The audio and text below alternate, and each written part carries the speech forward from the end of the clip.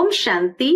आज 6 दिसंबर 2022 के बाबा के अनमोल मधुर महावाक्य सुनेंगे।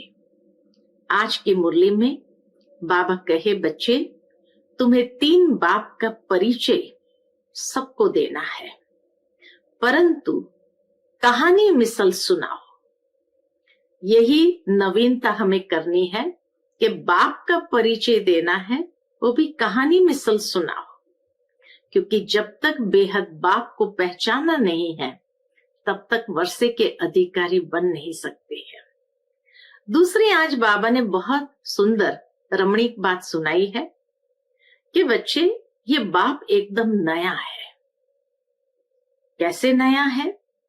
तो बाबा कहे, गीता में दिखाया है कि कृष्ण को हजारों सूर्य से तेजोमय स्वरूप का साक्षात्कार हुआ।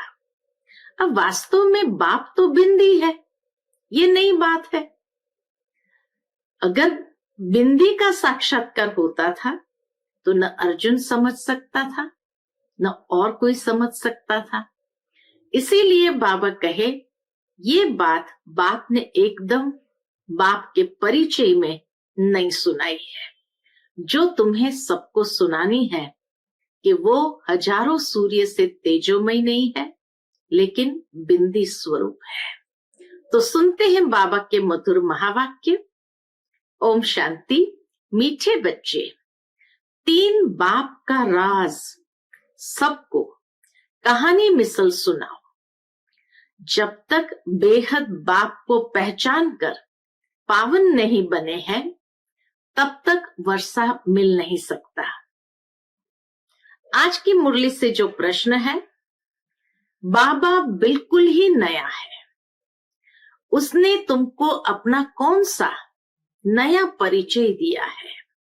बाबा ने आकर कौन सा नया परिचय दिया है? उत्तर, बाबा को मनुष्य ने हजारों सूर्य से तेजोमय कहा, लेकिन बाबा कहते मैं तो बिंदी हूं। बाबा कहता मैं तो बिंदी हूं, तो नया बाबा हुआ ना, नया परिचय मिला ना। पहले अगर बिंदी का साक्षात्कार होता तो कोई मानता ही नहीं। इसीलिए जैसी जिसकी भावना होती है उन्हें वैसा ही साक्षात्कार हो जाता है। आज की मुरली से पहले गीत बजा है, ओम नमः शिवाय। ओम शांति। निराकार भगवानुवाच। सिर्फ भगवानुवाच कहने से कृष्ण का नाम याद आ जाता है, क्योंकि आजकल भगवान सब हो पड़े हैं। इसलिए करेक्शन करते हैं बाबा, इसलिए निराकार शिव भगवानुवाच कहते हैं। गॉड फादर कहा जाता है। निराकार भगवानुवाच किसके प्रति? निराकार बच्चों, रूहों प्रति।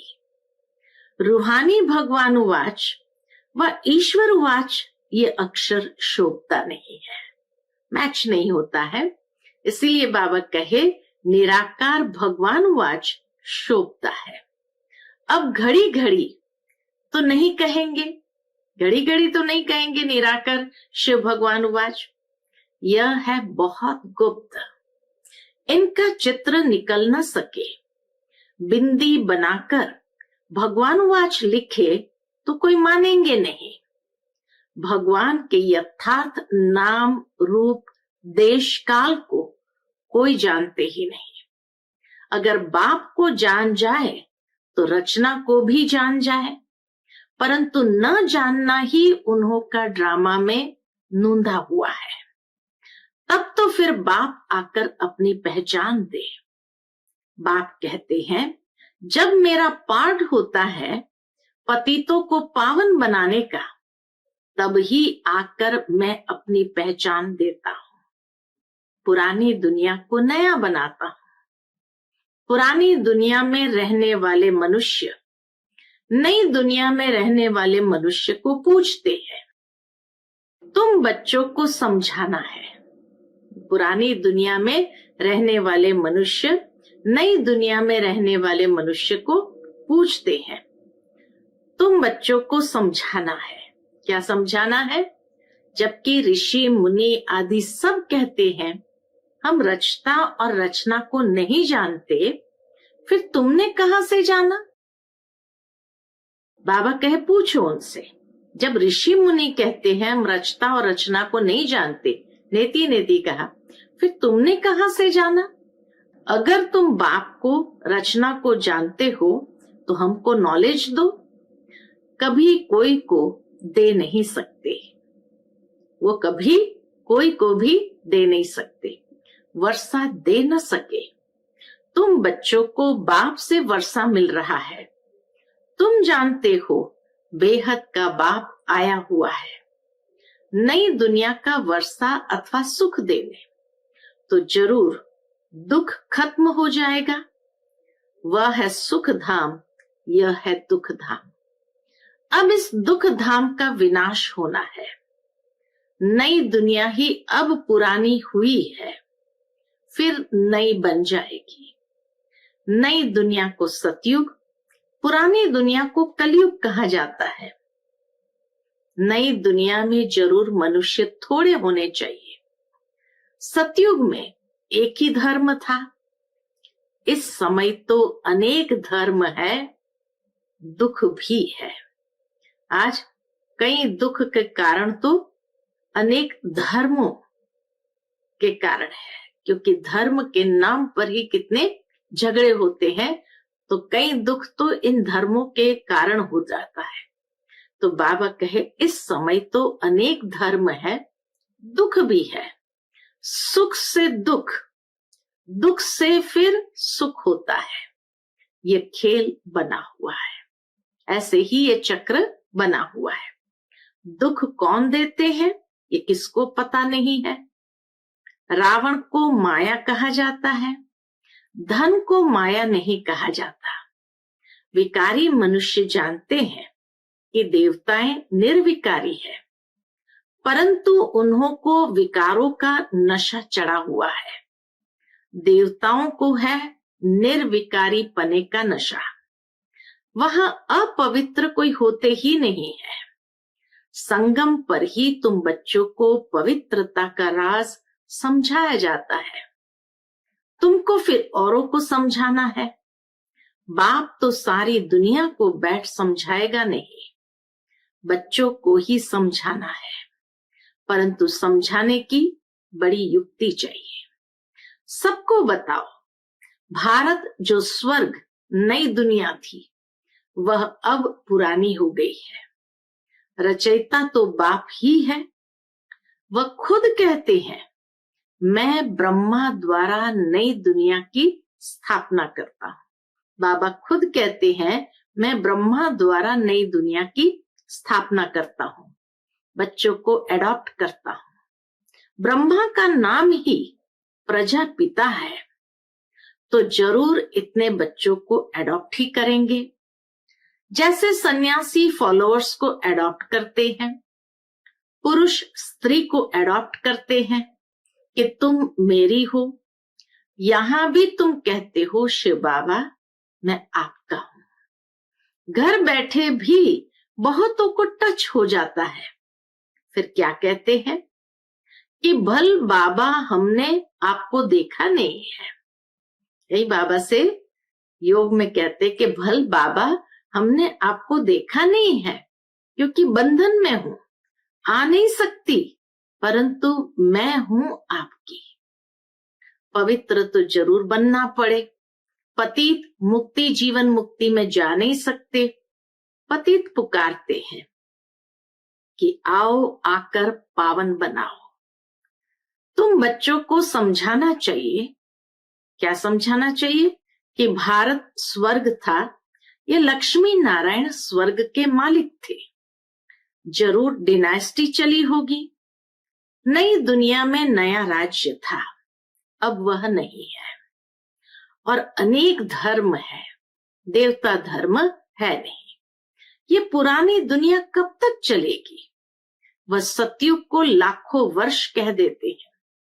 महाभारी लड़ाई का भी गायन है। बीच में थोड़ी खिटपिट हुई थी तो कहते थे महाभारत लड़ाई का समय है। यादवों की लड़ाई भी दिखाते हैं कि मुसलों द्वारा अपना विनाश किया। कभी लिखते हैं पांडवों और कौरवों की युद्ध, कभी लिखते असुर और देवताओं की। आसुरी दुनिया के बाद फौरन दैवी दुनिया है।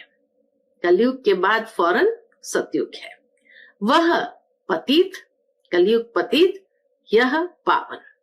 पावन देवता कैसे लड़ेंगे? वह है सतयुग में। यह कलयुग में दोनों की लड़ाई कैसे हो सकती है? देवता और असुरों की लड़ाई कलयुग में कैसे हो सकती है? देवताएं अहिंसक, असुर हिंसक। देवताएं नरक में कैसे आएंगे?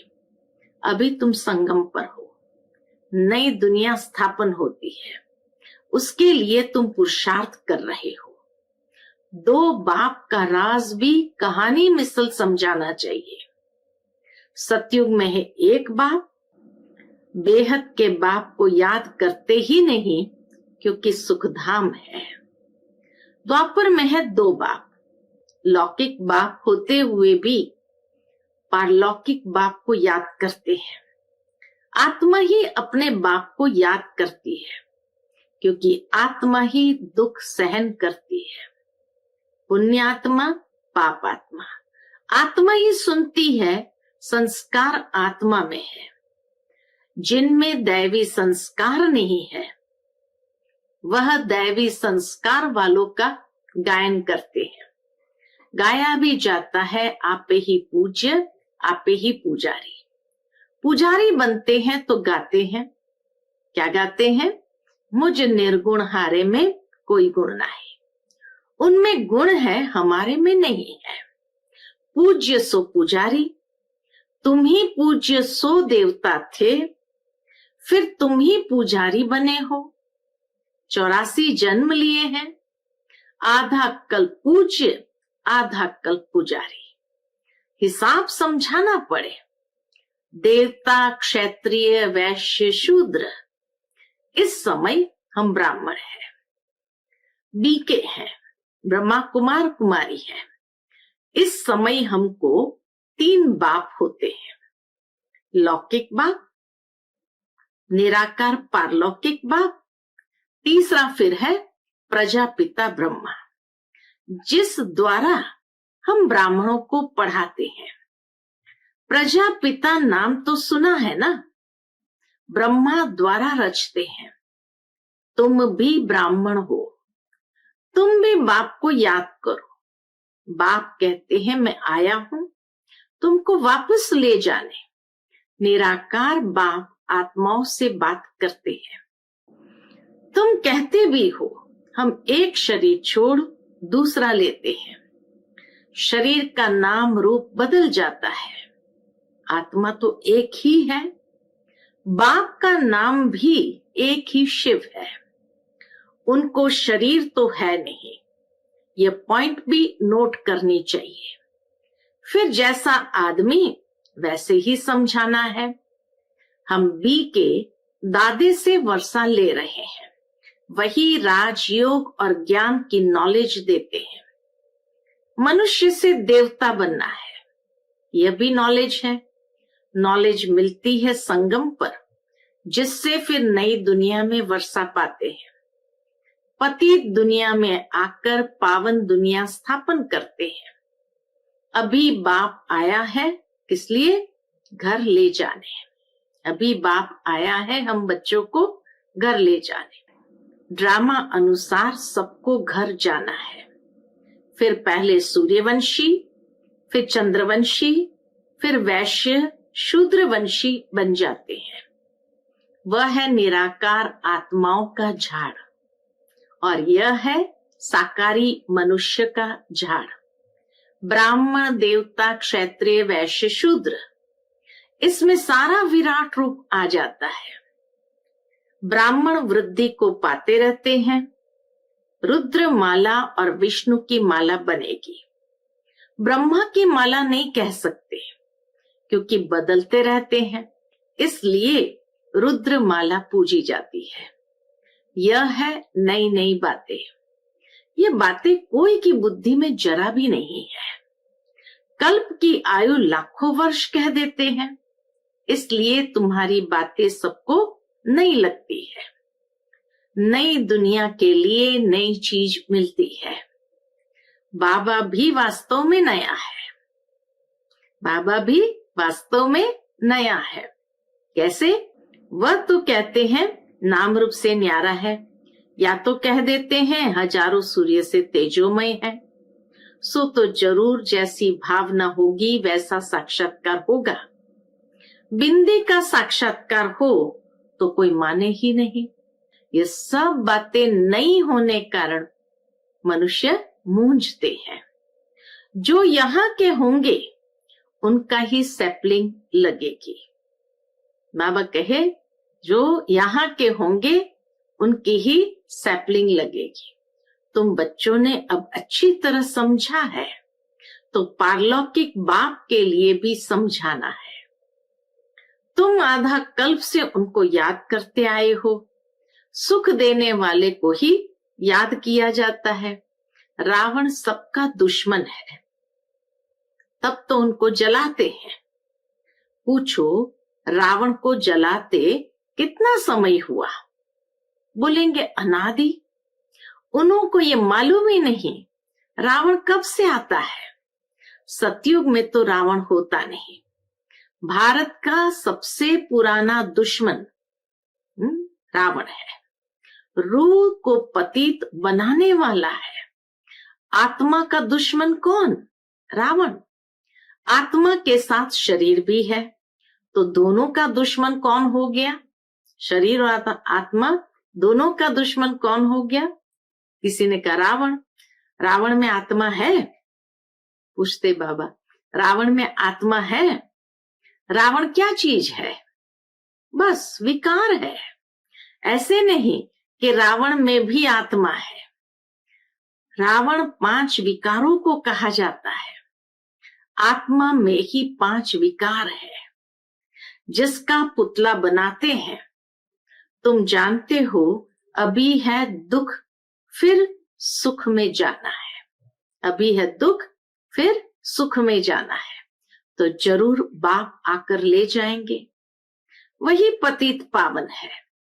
जैसे दूसरी आत्मा आती है, वैसे यह भी आते हैं।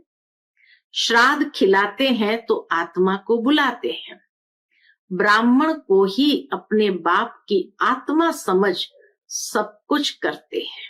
समझते हैं वह आत्मा आती है, आत्मा बोलती है। हाँ, इनका आना न्यारा है। शिव बाबा का आना न्यारा है। यह है भगवान का रथ। भागीरथ कहते हैं, पानी की बात नहीं है, यह है सारी ज्ञान की बात। बाप समझाते हैं, मैं साधारण तन में प्रवेश करता हूं। इनका नाम ब्रह्मा रखा है। इनको एडॉप्ट नहीं करता हूं, इनमें प्रवेश करता हूं। ब्रह्मा को एडॉप्ट नहीं करता हूं, इनमें प्रवेश करता हूं, फिर तुमको एडॉप्ट करता हूं। तुम कहते हो शिव बाबा मैं आपका हूं। तुम्हारा बुद्धि योग ऊपर चला जाता है, क्योंकि बाबा खुद कहते हैं मुझे याद करो, तो तुम्हारे विकर्म विनाश होंगे। इस यात्रा पर रहो। समझो ये बाबा कहाँ जाता है, ब्रह्मा बाबा कहाँ जाता है, तो याद शिव बाबा को करना है। शिव बाबा इस रथ में दिल्ली गया, कानपुर गया। बुद्धि में शिव बाबा की याद रहे। नीचे नहीं रहना है, बुद्धि ऊपर रहे। आत्मा परमात्मा बाप को याद करे। बाप कहते मेरा रहने का स्थान तो वहां ऊपर है, हमारे पिछाड़ी यहाँ नहीं भटकना है। जहां जहां बाबा जाते हैं उनके पिछाड़ी नहीं भटकना है। तुम मुझे भी वहां याद करो। तुम आत्माएं भी बाप के साथ रहने वाली हो। ऐसे नहीं बाबा का स्थान अलग, तुम्हारा अलग है, नहीं। यह बातें बुद्धि में बिठानी है। एक एक को अलग, जैसे तुम कराची में समझाते थे, वैसे अच्छा रहता है। इकट्ठे 1-2 के वाइब्रेशन ठहरने नहीं देते हैं, भक्ति भी एकांत में करते हैं, ये पढ़ाई भी एकांत में करनी है। पहले बाप का परिचय देना है। बाप पतित पावन है, उन द्वारा हम पावन बन रहे हैं। बाप कहते हैं, बच्चे ये अंतिम जन्म पावन बनेंगे तो विश्व के मालिक बनेंगे। कितनी बड़ी कमाई है। बाप कहते हैं, धंधा आदि भल करो, सिर्फ मुझे याद करो। पावन बनो तो योग बल से तुम्हारी खाद क्या होगी, निकल जाएगी। बाबा कहे, पावन बनो तो योग बल से तुम्हारी खाद निकल जाएंगी, तुम सतो प्रधान बन जाएंगे, एक रस कर्मातीत अवस्था बन जाएगी। बुद्धि में ज्ञान का सिमरण करते रहो, मित्र संबंधियों को भी ये समझाते रहो। कल्प पहले भी तुमको ऐसे समझाया था, कोई नई बात नहीं है। कल्प कल्प बाबा आकर हमको समझाते हैं, फिर हम दुनिया वालों को समझाते हैं। भारत बरोबर स्वर्ग था, फिर बनेगा, ये चक्र फिरता रहता है। सतयुग को लाखों वर्ष कैसे हो सकते हैं, इतनी आदमशुमारी कहाँ है, फिर तो अनगिनत हो जाए। 4 युग है, हर एक युग की आयु 1250 वर्ष है। जैसे तुमने समझा है वैसे समझाते रहेंगे। झाड़ की वृद्धि होती रहेगी, कभी ग्रहाचारी बैठती है, फिर उतरती जाती है। बाप कहते हैं, समझाना बहुत सहज है। अलफ बे मूल बात है, याद की यात्रा, मेहनत भी है। कल्प के बाद यह याद का धंधा मिलता है, परंतु है गुप्त। ये मुश्किल सब्जेक्ट है, याद एक मुश्किल सब्जेक्ट है। अलफ को याद करना क्यों? क्योंकि अलफ को ही भूले हो। भगवान को कोई नहीं जानते। गाया भी जाता है, सतगुरु बिगर घोर अंधियारा। सोजरे में एक ही सतगुरु ले जाते हैं, और कोई ले नहीं जा सकते हैं, बाकी तो सब अंधियारे में ले जाते हैं। अच्छा, मीठे मीठे सिकिलते बच्चों प्रति माता पिता बाप दादा का याद प्यार और गुड मॉर्निंग। रूहानी बाप की रूहानी बच्चों को नमस्ते। हम सब रूहानी बच्चों की रूहानी माता पिता बाप दादा को याद प्यार, गुड मॉर्निंग और नमस्ते नमस्ते। शुक्रिया बाबा, शुक्रिया। आज की मुरली से धारणा के लिए मुख्य सार है। पहली पॉइंट, योग बल से आत्मा को सतो प्रधान बनाकर एक रस कर्मातीत अवस्था तक पहुंचना है।